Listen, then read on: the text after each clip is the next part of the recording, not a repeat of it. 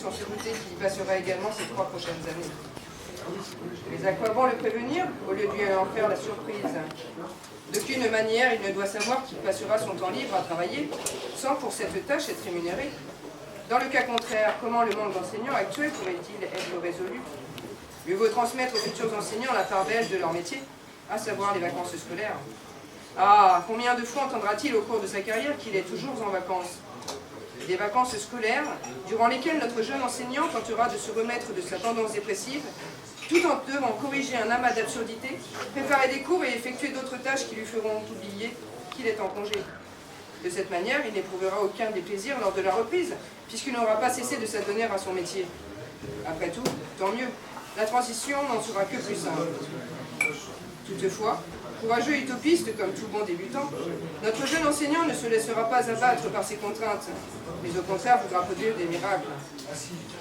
Notre novice est certain de pouvoir changer le cours de l'éducation, de rejouer le cercle des poètes disparus, de réanimer ses collègues transformés en acteurs laxistes qui ne jouent plus qu'un rôle de figurant au sein de l'éducation nationale. Des collègues qui depuis longtemps ont déposé les armes et cessé de se battre. Après 15 années d'expérience, notre jeune enseignant a mûri et pris conscience de son incapacité à changer le cours des choses. Déçu par ses attitudes dilettantes, notre enseignant n'est pas abattu pour autant.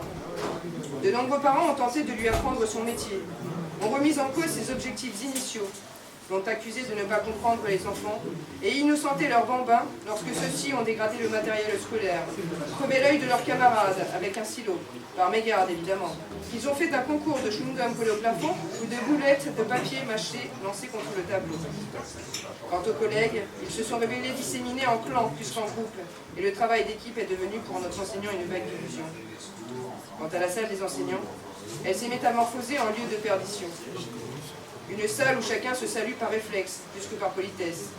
Une salle où la machine à photocopier est devenue source de discorde, au lieu d'un prétexte d'échange. Certains bavardent de tout et de rien. Certains s'ignorent. Et dans les deux cas, il est de bon ton de s'abreuver des commérages, afin d'avoir un sujet de conversation avec d'autres enseignants, qui sauront colporter les informations avec une malsaine délectation.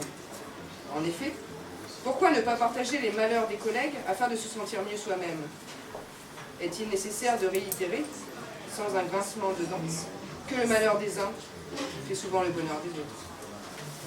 Merci.